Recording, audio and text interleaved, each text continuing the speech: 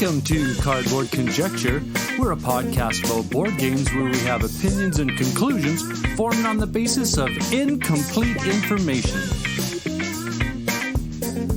This episode of Cardboard Conjecture is brought to you by these great Saskatoon businesses: Amazing Stories Comics on 8th Street, Dragon's Den Games on 8th Street, and Breakout Escape Rooms on Faithful Avenue.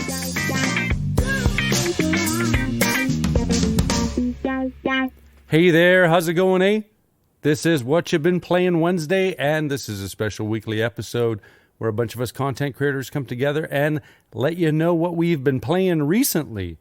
And good episode because we have Mozart Games, Meeple and the Moose, the Meeple Dungeon, the Tabletop Bellhop, Board on the Air, Board and Game with Andrew Bucholtz, definitely a board game podcast, Dice and Dragons, and Cardboard Conjecture. Please remember to check out the show notes for the links to the cast. And, enjoy the episode.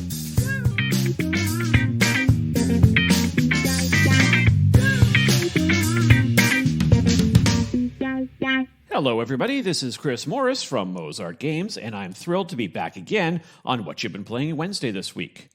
If you want to give me a follow on Twitter, you can find me on there as SpiderMo. That's Spider with a Y. I'll often post pics of games that I've been playing, some of my ongoing challenges as a designer, and a few rants and raves along the way. This week, I want to talk about a new game that I was able to try twice while at Shucks earlier this month.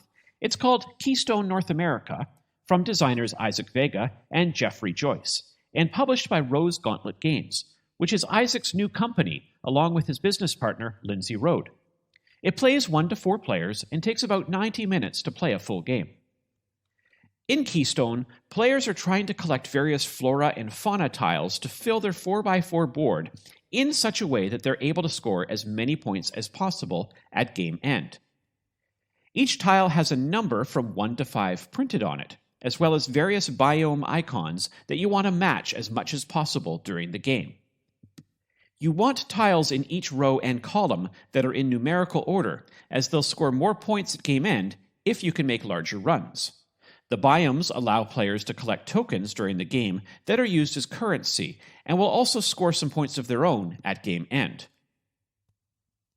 Various tiles will also have symbols representing keystone animals, which will score you more points, as well as other symbols that you'll be trying to match to your secret objective for endangered species or research symbols. In all, this is very much a point salad game, where everything you do earns you points in some way, but how well you manage all of these areas will be key to your success or failure at the end of the game. On a player's turn, they get 2 actions, and those actions can be to take and place a tile from the market to their board, purchase a wild tile, or use one of the special actions that are randomly set up at the start of the game. These special actions also work as part of a timer to the game, as the more that they are used, the shorter the game will be. Otherwise, the game will end once one player has completely filled their player board. Each round, players have to carefully choose which tiles they will draft, having to spend tokens to take ones that are further back on the track by placing their own tokens on any animals passed over, making them more valuable to players in later rounds. When selecting a tile, you must decide how it will score you the most points at game end, as you need to make runs in ascending or descending order, but all tiles in that run also have to share at least one biome. Every tile will also potentially score for both the row and the column that it is in, and it can be very difficult to maximize your scoring in that sense. You might need a 4-value tile that has both a wetland and an Arctic biome to score it properly, and you may also need a specific research icon in order to reach your hidden objective in that space as well. So players are constantly having to decide when to pivot or when to ignore one area completely, so as not to jeopardize their other endgame scoring areas. Fortunately, the special action tiles can help you immensely, as they allow you to look through the discards to take a tile, or through the top of the deck to do the same. Some of the tiles also allow you to move tiles previously placed, or to research previously placed tiles, which will score you more points at game end for your runs. However, each of these tiles also forces you to discard other tiles from the market, which cycles them through very quickly. Because of this feature, players cannot plan their turns in advance, as you have no idea what's going to be available to you until your turn is about to start. I do wish there was a way to mitigate this cycling of tiles a little bit, as there's no restriction as to what tiles can be removed, meaning a savvy player will see something that their opponent may need and take an action that removes it before they even have a chance to take it themselves. Because actions are so limited in this game, this kind of take-that mechanic really hurts the game, as there are very few ways to mitigate it. There were a lot of groans at our table every round, as much-needed tiles were discarded and buried in the discards before players were able to get them. For a game about preserving ecosystems, this seemed a little counterintuitive, but we all still really enjoyed our plays of it. Experience definitely plays a huge part in this game, as our scores increased dramatically in the second play, with the winning score nearly doubling from the first game to the second. The artwork on all of the cards and tiles is gorgeous, and the game has amazing table presence. Even though every tile has a lot of icons on it, as many as 9 things that players are looking for, they're still super clear and easy to read. The player boards are double-sided, and although I loved the look of the artwork on each one, I used the plain green side in my second game, as I found that artwork to be a little distracting when trying to make sure that I had everything in order. There also appears to be a huge solo mode included in the box, with a dedicated manual inside with 20 scenarios that players can work their way through. There are also several sealed envelopes included in the box that I believe are for use in the solo mode, adding new tiles to the game, which I think can be used in the full game as well. I'm very curious to try this game a little bit more to see how to make my ecosystems work as much as possible. I definitely felt like things clicked partway through our first game, and was glad that we tried it again the next day. I don't think it'll get stale with all the options that are available to players during the game, and using the same strategies will not guarantee a victory, depending on what your opponents are doing. Definitely give Keystone North America a try if you have an opportunity to find this one in the wild. Thanks again for listening to my thoughts and muses about this game. Feel free to share your thoughts about this review with me. Once again, I'm Chris Morris, and you can find me on Twitter as SpiderMo. May all of your dice rolls be critical successes.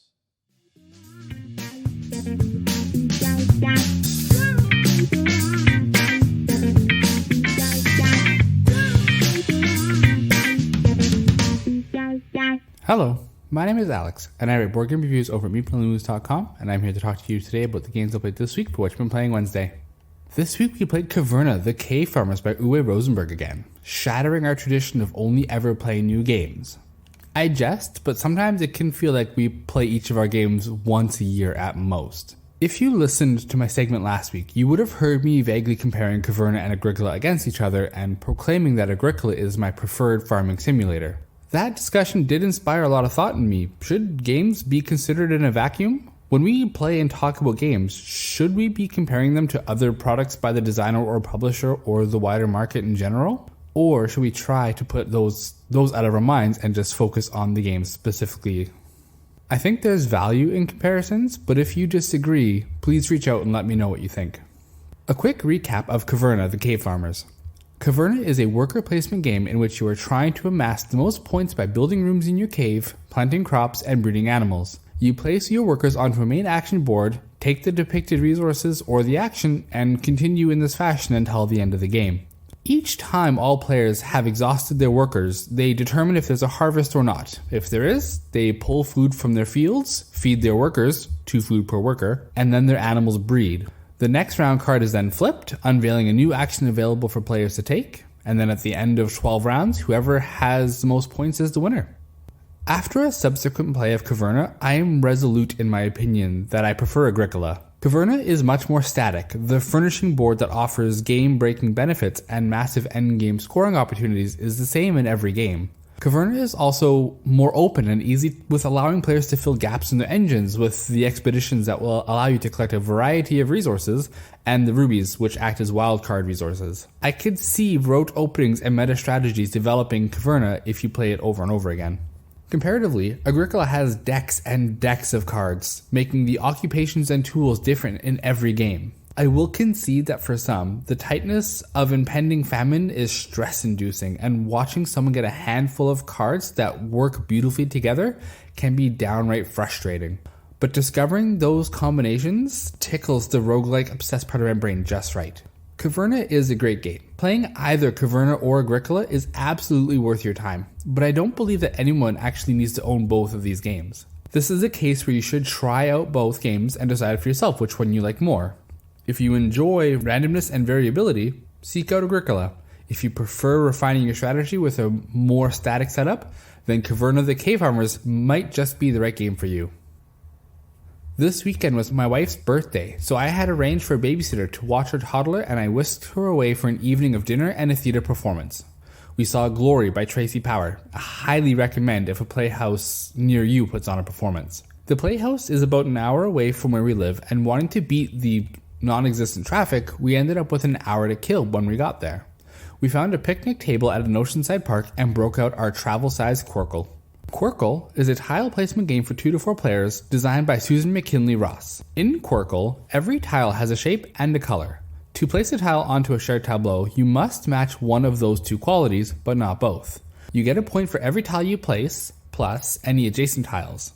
In addition, if you manage to place the 6th shape in a row of colors or the 6th color in a line of shapes, you Quirkle and earn 6 bonus points. The player with the most points at the end of the game is the winner. Quirkle is easy to play, but it's still enough to bury my head in my hands. The challenge with Quirkle is that quite often your best move tends to set up other players for even better plays. The further you stretch out those lines, the more likely it is that they'll have that golden 6 tile and slam it down for a Quirkle. That being said, Quirkle is a great game to take to the beach and enjoy while listening to the quietly crashing waves and to the seagull in the distance that is begging for chips. And that's all I played this week. If you want to hear more of my board game reviews, you can find them on my blog, meepleandthemoose.com. You can follow me on Twitter @MooseMeeple or on Instagram @MeepleandtheMoose. Have a happy Wednesday.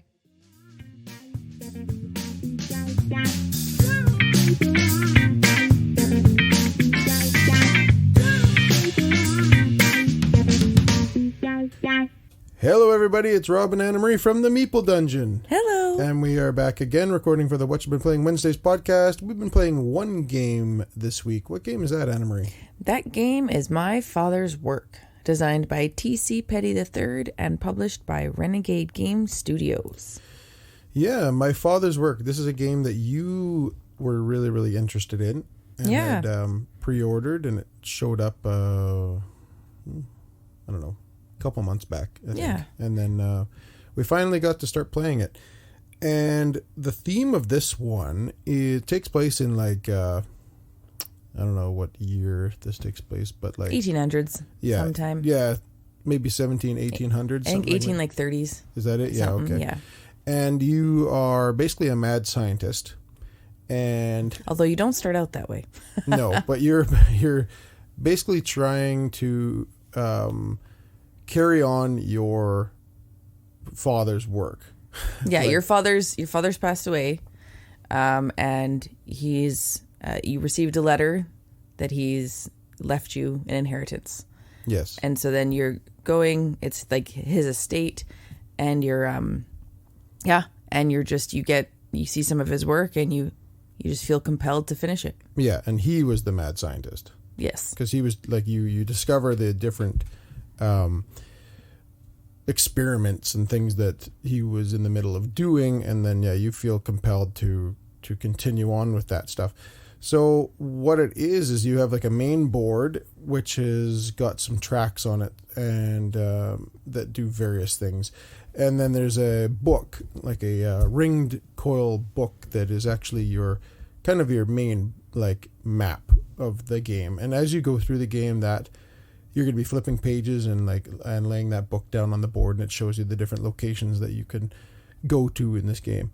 And then you have your own player board, which kind of represents your house, like your manor that you carry out your actual experiments within, with a whole bunch of different worker placement spots. And then on the board itself, like on the book, those are also worker placement spots. Yeah, there are certain characters that can go into the town, certain characters that can only go in your estate. Yeah. And you're going to have a major for every scenario. So there's 3 scenarios that you can do, and we're currently working on one called the cost of disease. And so that makes you have a specific setup for the board, and you go to specific pages of the book, and you have specific items that are come out of this little box that you use for the game. And yeah, you're going to have a main kind of experiment that you need to carry out for the current game that you're doing. Yes. And by the end of 3 generations, you need to have hopefully completed that. That's what's going to get you the most victory points at the end of this. But along the way, you're going to be carrying out a whole bunch of different experiments. Because on your turn, there's basically 3 decks of experiments that you're going to be doing. Working through, yeah. And you need to collect certain resources and have completed certain experiments prior to finishing off other experiments, because they'll have like a little it's like a pyramid scheme, right? Like where you have to complete this experiment in order to complete this experiment, and then these experiments to complete this experiment. Yeah, and you're working towards your main one by doing all these other ones. And it's a really simple game. We haven't we're not going to give away too much of what we think of it yet, because we're going to be doing a full review of it on our podcast, the Meeple Dungeon podcast. But yeah, this is a general rundown of how it kind of works and what you're doing in this game. And yeah, it's a fun one so far. Like it's a lot different than I anticipated. Yeah, and the whole while you're doing your experiments, you're also having to balance the townsfolk, because that's the tracks that I mentioned on the board earlier. Yeah, you're trying to complete your father's work, but if you're spending too much time there and you're being secluded, the townsfolk get kind of curious, like what are they doing over there? What's happening over really there? Cool thematically. And you need to balance that so that the townsfolk don't get too curious and upset, and while you get still get your experiments done. So it's a neat balancing mechanism and act they have in there. Particularly funny because it's called the creepy track. Yeah. So the more creepy you are, the more angry and like suspicious the townspeople become. And it's got these 2 tokens that are working towards each other. So you've got like your creepy token moving up the board, up the track, and then they have the flaming pitchfork token going the other way. So if they ever meet, then it becomes a bad situation for whatever player may have triggered that. It reminds me of Beauty and the Beast. Yeah, it's exactly with, like the townsfolk with Gaston leading them up to the castle. Exactly that. And yeah, it's a really cool like story driven. Yeah, we should say that it is an app driven game. Yeah, it's very story driven because it does have an app that goes with this, and some of it's narrated and so forth. And yeah, we don't want to give too much more away. So that's what we've been playing this week, My Father's Work. And yeah, you can look for our full review of this on the next episode 46 of the Meeple Dungeon podcast. But I think that's it for this week, so we will see you next week. Cheers! See ya!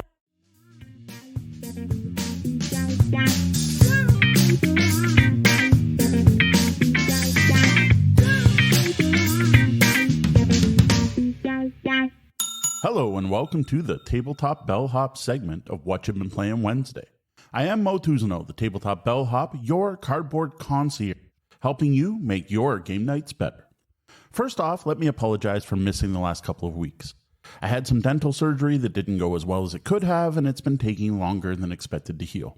Due to this, even though it's been 3 weeks, I don't have a ton of games to talk about today, but I do have 4, so let's get going. First up was trying Mountains Out of Molehills, which was sent to me by the op, and I tried this one out with the extended family. As expected, my kids loved this one. They loved the way the game looked with its 2-tiered board, acrylic standees with awesome artwork on it, and rubbery hills. They loved the programmed movement system and the chaos that was caused by it. It was a huge hit. Mim ended up enjoying it quite a bit as well. Now, we played a second game of Mountains Out of Molehills in the last couple weeks, and this was a 4-player game with our friends Tori and Kat, and they both enjoyed it as well, though I gotta say not quite as much as my kids did. Overall, that's 3 plays so far with 2 hits and a miss, with that miss being our only 2-player game.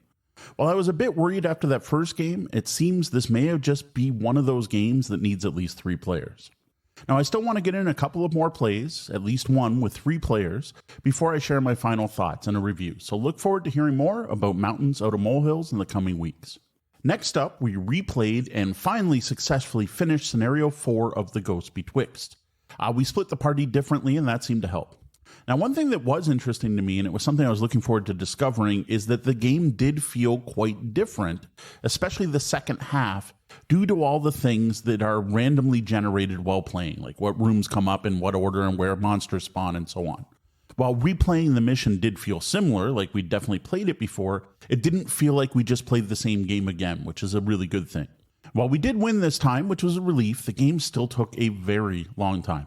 I'm guessing about 4 hours, though I forgot to check the time when we got started to know for sure. This does seem to be par for the course with this game, and honestly, I think this may be the biggest turnoff for some groups for this game.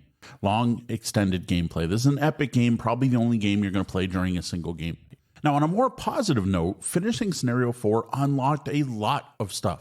We finally know what monster trophies are for, though we were tracking them wrong and probably missing out on some stuff we should have earned that could have been explained better in the rulebook before we got here. We can also now go shopping and sell items through a pretty cool random in-stock system. And we unlocked scavenger hunts, which I gotta say are a bit of a mixed blessing because they add replayable content. They're missions you can do over and over again and missions you can just play without having to have finished the full campaign. But it also made it so that the full campaign isn't 6 missions, as it says on the box and as was advertised. We're now at a minimum of 9 missions to finish the game. Now, what this last bit means is there's no way we're getting this one finished by Halloween, which was our original goal. Instead, what I'm going to end up doing is I'm going to provide a detailed review and thoughts on tonight's live show. That's Wednesday, October 19th, sharing what we think so far, having been through, half the game approximately at this point. Then sometime in the future, I hope to do a follow-up once we actually finish the entire campaign in The Ghost Betwixt. So if you're curious to learn even more about this game, again, join us tonight on Twitch. Next up, we got in our first 4-player game of Cowboy Bebop Space Serenade, which Japanime Games sent to us to check out.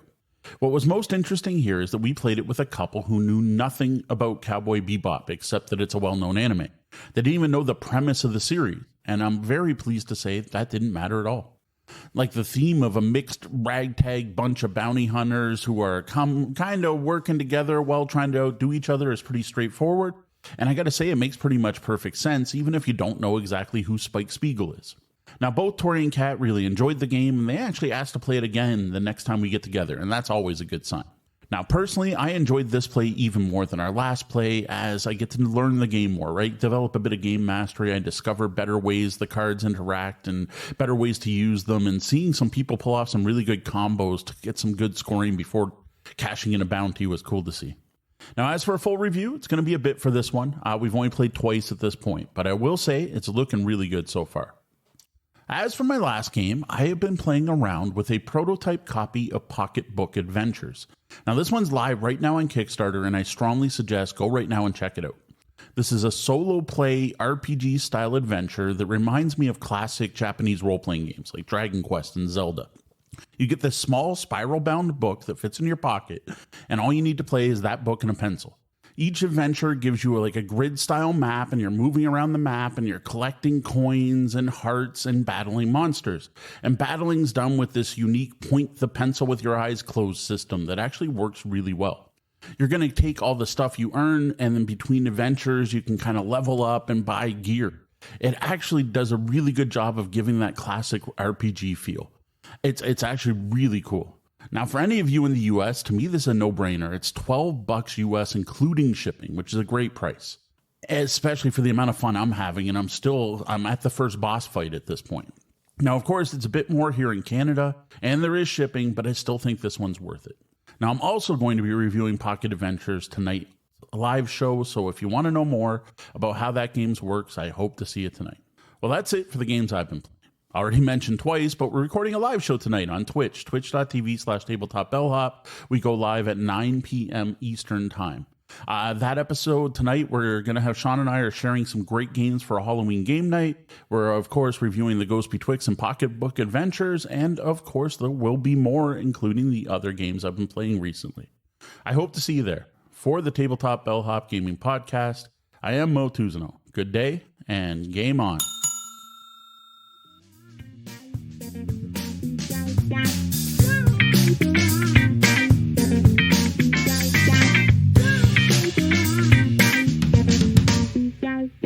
Hi, I'm David. And I'm Jordan. And we are Board in the Air, a weekly radio show in Saskatoon, and this is What Have You Been Playing? On this week's episode, we're going to talk about... Dungeons, Dice, and Danger. Because why have D&D when you can have DD and D? Yes, this is by Richard Garfield. He of Magic, King of Tokyo, Keyforge, many games. This is a roll and write game. For 1 to 4 players, I think. Yep. And as most roll and writes, it's pretty simple. You all play on the same paper because there's 4 different dungeons you're going through. Each player gets the same dungeon. Yeah. And first player, well, the start player of the turn will take 5 dice, shake them up, and roll them. 4 of them are one color, 1 of them is black. The black die, only that player can use. Everyone else can use the other 4 or use basically a one-time effect to be able to use the black die. Yeah. It's you're making 2 numbers. And you have to add up the 2 of the 4 dice to make one number and the other 2 dice to make the other number. It's a dungeon crawl. You're trying to get from basically the entrances to Monsters, treasure chests. Yeah, there's 5 to 6 monsters in the dungeon, and there's treasure chests and gems and stuff you can get.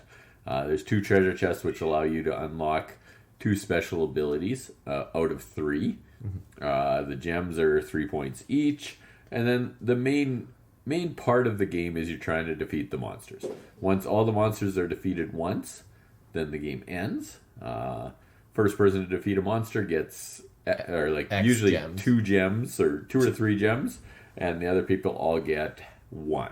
Yeah, unless it's the boss monster, which then you get 6 and no one else gets anything. Yeah, well, everybody gets however many times they've hit him. Yeah.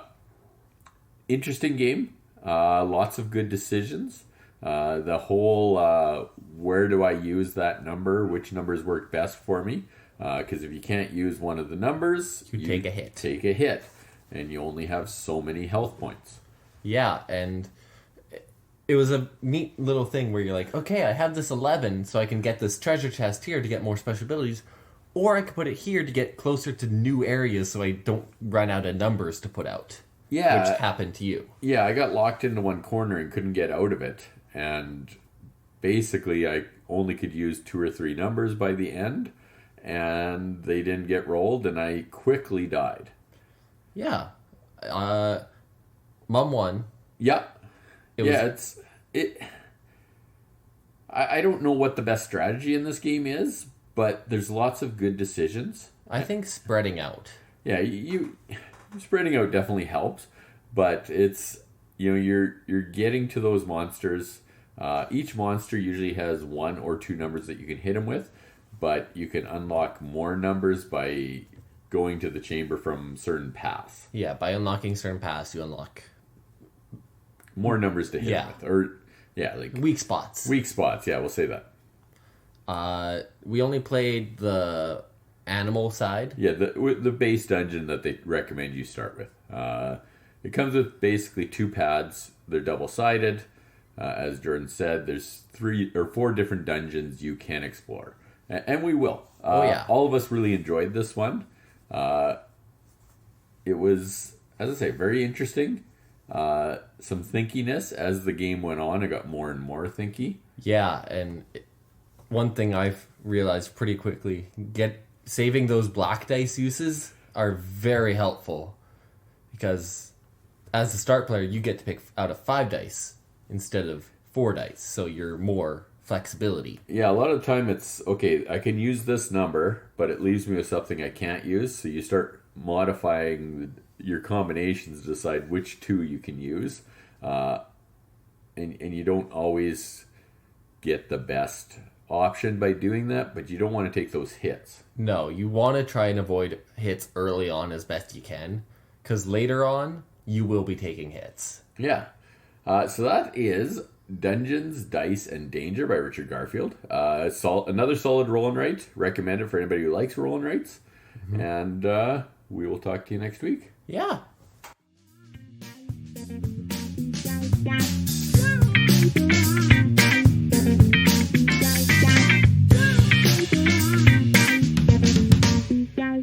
Hi, this is Andrew Bucholtz of BoardingGame.com, and I'm here to talk about what I've been playing.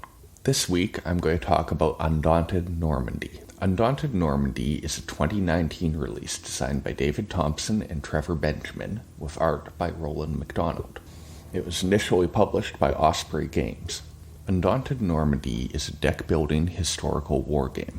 It's set during World War II, specifically in Normandy, France, in the summer of 1944, following the breakout from the invasion beaches. The basic Undaunted Normandy game is for 2 players, with 1 player commanding a rifle platoon on the American side, and 1 player commanding a rifle platoon on the German side. However, in the later Undaunted Reinforcements expansion, there is a solo mode designed by David Turtsey and David Digby, which enables you to take on a bot controlling either of those sides. Undaunted Normandy is a scenario-based game, and there are 12 different scenarios included in the base game box. Each scenario takes about 45 to 60 minutes once you're familiar with the game, and that's true regardless of whether you're playing solo or with 2 players. A cool part of the scenarios in this is that for each one you will build a specific map given by the scenario book, and you do so doing terrain tiles. These are double-sided, so there is a lot of potential terrain variety. And even when you're using some of the same tiles, the map is different based on their proximity to each other and also which ones are worth objective victory points. Some of the terrain includes open fields, forests, buildings, a canal, and high ground.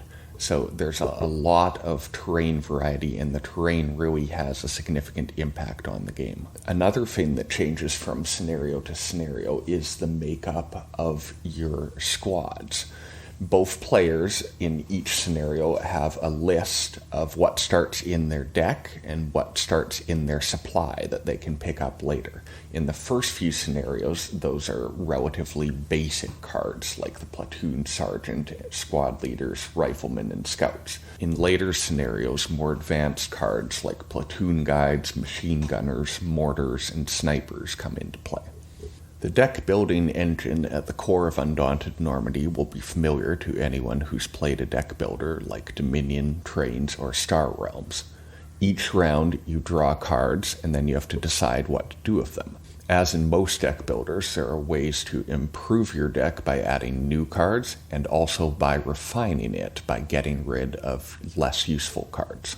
There are some great twists here, though, that make this deck-building system work very well for a platoon-level historical game. To start with, rather than the standard 5-card hand you find in many deck builders, both players draw 4 cards each round. They then each select one that is used in a bid for initiative. Both players reveal that at the same time, and the higher initiative value gets to take the initiative, with whoever had it to start with retaining it if there is a tie. A lot of the really good cards also have high initiative values, so you have to debate how much you want to win initiative and go first versus how much you want to use the card for its effect. The player that wins initiative then plays their 3 remaining cards in any order, which can be used to activate the corresponding units on the board in the case of riflemen, scouts, and so on, or to bolster or inspire squads in the case of platoon sergeants and squad leaders. Bolstering lets you add more cards from the supply to your deck, and unlike many deck builders, there isn't a cost here. You're just limited by the number of cards you can bolster. Inspiring lets you pull back a card you've already played of the specific squad and use it again. So that can be a way to get 2 actions for a single unit. On the map, your scouts move and explore new territory, which lets you move other units into it, but when they do so, they take Fog of War cards. These are like the waste in trains, and they wind up clogging your deck, but you can also use scouts to get rid of them. Your riflemen then move on the map, usually to objective points, and they can take control of those points if there isn't an enemy counter on the tile. And most scenarios require control of a certain value of objective points to win. Riflemen and scouts can both also attack the enemy, which requires rolling a 10-sided die and trying to beat a value based on the opposing unit's defense, the defense of the tile it's on, and how far away it is. More advanced units can either do better attacks or do special attacks. And successful attacks remove a card of the corresponding unit from the game. So there's a lot of attrition that can pile up over time. Undaunted Normandy has a great feel of really making each scenario feel different, each unit feel different, and having the whole thing feel relatively true to what happened while still giving the players a lot of agency. It's quite easy to teach and learn, and it may be a great starting point for those looking to get into historical games. That's Undaunted Normandy, and I'm Andrew Bucholtz. You can follow me on Twitter at Andrew Bucholtz, BUCHOLTZ, and you can read my board game writing at boardandgame.com. Thanks for listening.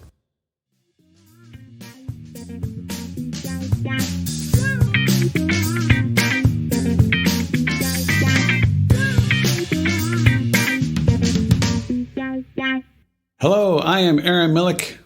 And I'm Royce Calverley. And we are definitely a board game podcast. A podcast definitely about board games, except when it isn't. Wasn't that exciting, everybody? Aaron's back. Well, for one episode. For those of you who have been listening to What You've Been Playing for a while, you will recognize the dulcet tones of Aaron, my previous co-host, now occasional guest, and very excited to have Aaron back today. So we thought we'd do a What You've Been Playing just, for nostalgia purposes. Awesome. Aaron, what you been playing Wednesday? What have I been playing Wednesday? I've been playing a ton of games, but the one that I got to the table that I was unsure of whether I'd like or not came in a Kickstarter box from Steve Finn. There were 4 games, and this was the one I was a little bit worried about, but I ended up liking it, probably one of the best of the 4 that were there. It's called Mining Colony. Came out in 2021, as I mentioned, designer Steve Finn. Art by Marius Janusonis. I don't know if I'm messing that up. And of course, published by Dr. Sure you are, but we'll just leave it. Published by Dr. Finn's Games. Mining Colony is yet another game about Mars, because why not? There aren't enough of Mars games out right now. Ben Affleck would agree. And no, wait. Matt Damon. The other one, yeah. Dang it, who's the Martian? Matt Damon. Matt Damon is the Martian. Ben Affleck looks like a Martian. Anyway, mining... What do you think a Martian looks like? I don't know. Ben Affleck, apparently. Mining Colony, by the way, is a 1 to 4 player game. Lasts about 40 minutes. I wouldn't call it a filler game, even though Dr. Finn is the king of fillers. This one requires a little bit of thought, a little bit more than usual. It's a polyomino game where you're basically collecting polyomino resources and crystals from a common area, and you're trying to fill your board. You're trying to fill them with astronauts, with spaceships. And as you add these things to your board, and you can only add them on certain places on the polyomino tiles, you get points. But where you're trying to really score extra points is leaving space between things. For example, if you leave a space between one of your astronauts and a spaceship, you can put a space station, and those are worth 2 points. If you leave a space between 2 crystals, you can put in a science lab, which is worth 2 points.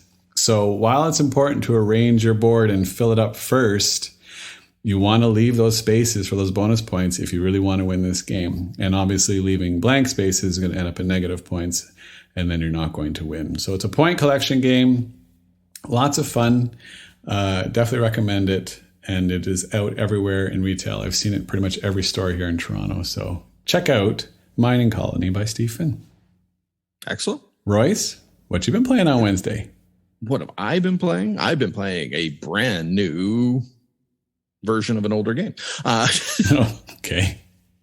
So a few years back, Jeff Engelstein, designer Jeff Engelstein, did something that I didn't think was possible. He made a really good board game, in this case, a roll and write, based on pinball. So that was Super Scale Pinball 4K. Yeah. I think it's great.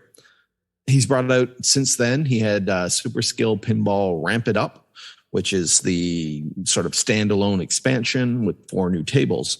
But the new one, Star Trek Super Skill Pinball. Oh, here we go. Yeah.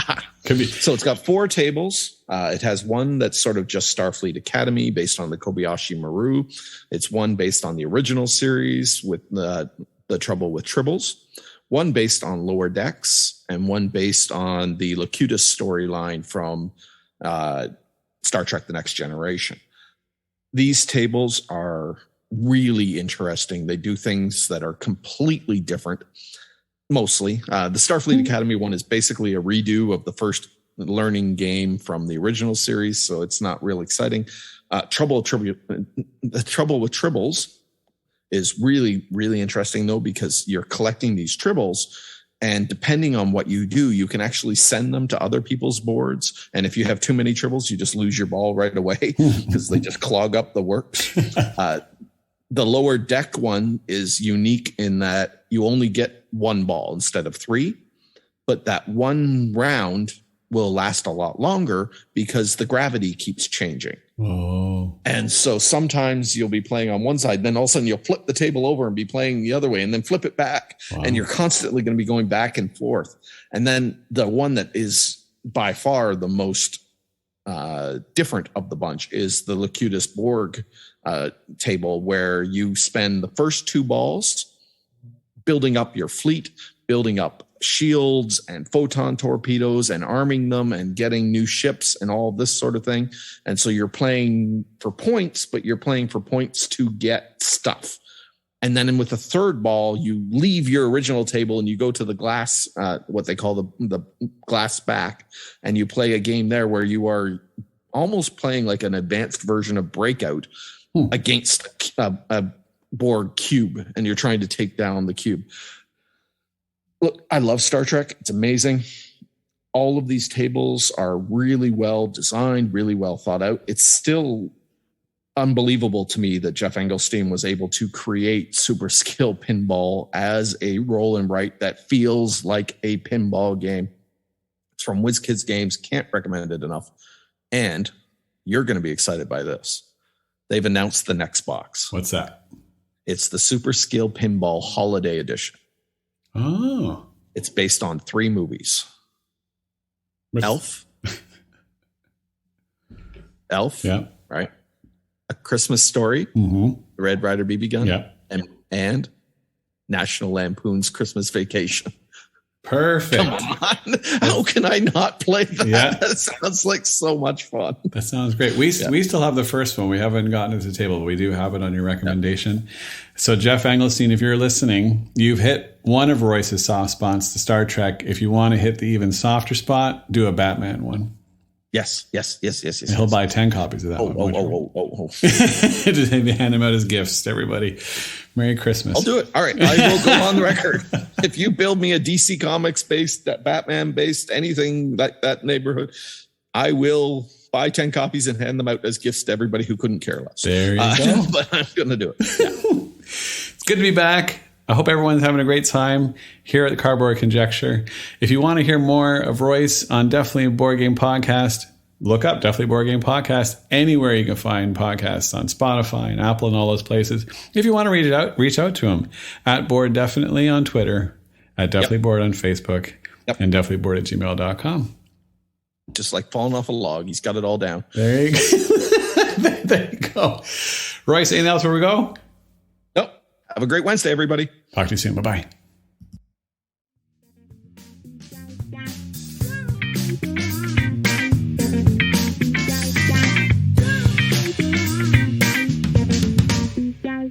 What up, gamers? I'm Jayson. I'm Julie, and together we're Dice and Dragons. You can find us on YouTube, Facebook, Instagram at Dice and Dragons, and on Twitter at Dice and Dragon. And what is it today, Julie? I do believe it's Whatcha Been Playing Wednesdays. And what have we been playing? Princess Bride. Yes, we've been playing the Princess Bride adventure book game designed by Ryan Miller and published by Ravensburger. Now, this is a game for 1 to 4 players that contains 6 chapters, with each chapter taking about 15 minutes to play. So how would you describe the game, Julie? It's like 6 mini games.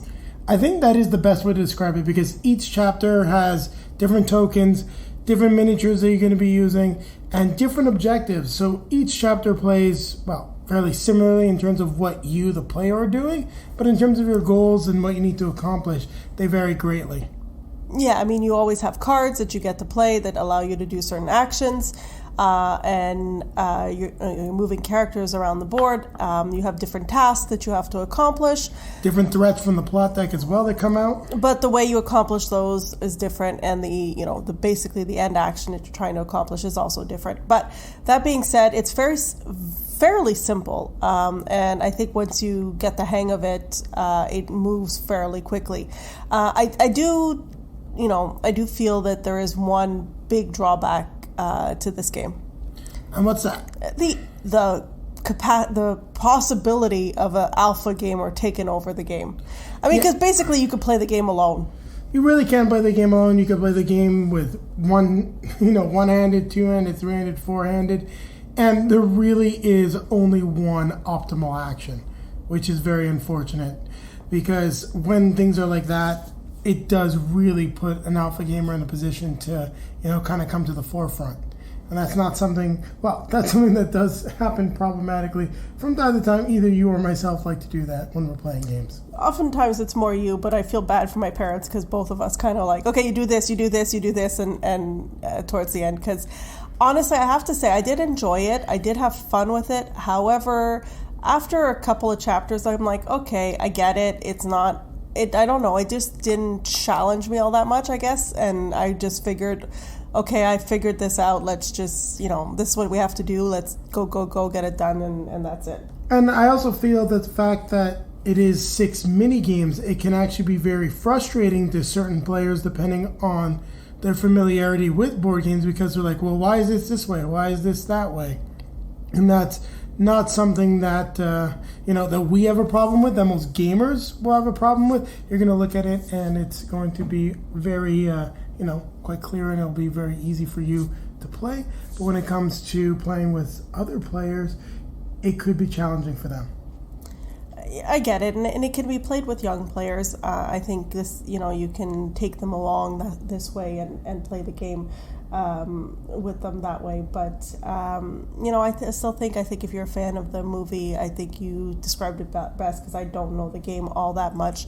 I think the movie, you mean?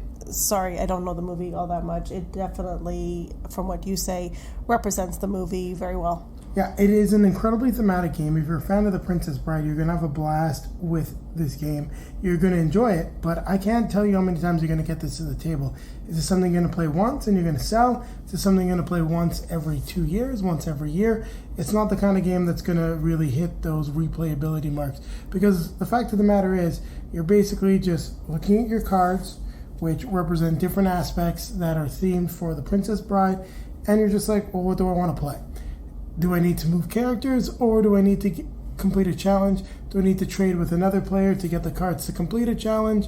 And there really is only one good option every single time. Now, the fact that the chapter's goals and the way things work change does keep things fresh, but I do agree with you, Julia. After about chapter 4 or 5, I was like, I could be done with this. This doesn't need to be 6 chapters. That being said, the 6 chapters very well represented the movie, and you got all of the best scenes and the most memorable parts in the game. So I do appreciate it for that, but it didn't necessarily enhance my gameplay experience. I think these are fun games because there's also the Wizard of Oz game, and I don't think that we're necessarily done with checking out these adventure book games. We will be reviewing the Wizard of Oz probably in the near future, but I can say that I don't think I'll be picking up another one, or if Julie would want me to pick up another one, unless it's an IP we both love or one of us is incredibly enamored with, that it will earn that place on the shelf. And while I love The Princess Bride, I'm not enamored with it enough to necessarily keep this one. Yeah, I agree. I mean, I'm not the biggest fan of The Princess Bride. you're a bigger fan. And I mean, I played the game. I had fun. I didn't hate it, but definitely not my favorite in the collection. Now, this is one to experience as a fan of the movie, but you don't necessarily need to own it. So on that note, you should definitely check out our full review that will show you how to play the game and give you our full thoughts that will be coming out the day after this is released, I believe. Depends on how the release schedule works. We're trying to stay ahead of things here. So on that note, we're going to remind you to keep playing games.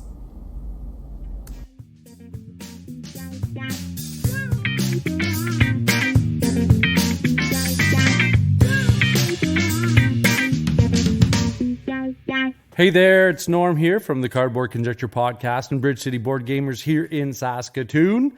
And it's fall, which means that in a few days there's going to be minus 40 temperatures. No, I'm joking. Not a few days, a few hours maybe. But we're not talking about the weather. We're talking about games that I've been playing recently. And just to rewind from last night, I had the chance to play the new skinned Forgotten Realms version of Marvel called Remix. And after we played Red Cathedral, I believe, and I'll talk about that, we played, the Remix, which is the Marvel's version of Forgotten Realms with the pick up a card, drop a card, and evaluate your hand. It was so cool. There was 4 of us. We were able to play, 3 games, and have so much fun just trying to find those combos, trying to look through the deck, trying to go into the discard and push the game a little bit longer.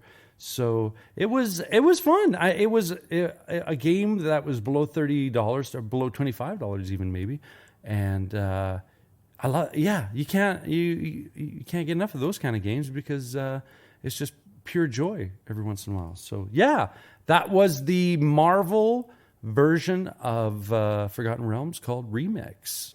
And as I said, we played Red Cathedral, designed by Isra C. and Shea S., published by Devere Games. And this is basically you are architects and you're building the Red Cathedral in St. Basil's Cathedral in Moscow, ordered by Ivan the Terrible, and you have a job to do. And this is basically, it was just so much Euro fun. I enjoyed myself. First of all, I had so much fun with this game. In the building of the cathedral, in each column represented by these cards that are, I understand there's a randomized cathedral deck of what cards go where and how many per stack, because in those stacks it's very much like I said, it's like a Rococo, where for each floor and the dresses amount for the floor value, so on and so forth. First place gets so much, second place gets the other. So think of that, but in columns, and what level of floor that you've constructed in this column, and that's kind of the end game point. But there's all of this other in-game stuff that is so cool. There's contracts to do. There's a very cool dice rondelle system of resource accumulation, I would call it. And it's a fun game. I can't wait to play it again. And so those are the only 2 games I'm going to talk about. I'm going to keep it short and sweet, which is so not me. But in both cases, hands down, I would play both those games again, Red Cathedral and the Remix Marvel Forgotten Realms. And just to point out, because I like to do the solo stuff, the Remix doesn't solo, but Red Cathedral does solo, and there's an expansion coming out. And Jeff was at the table, and he immediately took out his phone and go, hey, can I get this into the store? So can't wait. Little melody song there. So I could also quickly mention that last week we played one of my absolute favorite card rondelle system games, Concordia. And if you've never played Concordia, Robb, Anna Marie, I'm talking to you guys, you have to take care of that, because Once you play, yeah, it's like a Pringles, man. I think it's Pringles. Once you have one, you can't stop there. Yeah, shake your head, roll your eyes. I get it. And I also get that. I need to say thank you for listening to what we have to say about board games. And always, always, always, I don't know where that came from, but thank you to all the content creators who do such a great job contributing and making this episode happen. But before I go, you know what you got to do? You got to keep your stick on the ice and you got to take care out there, eh?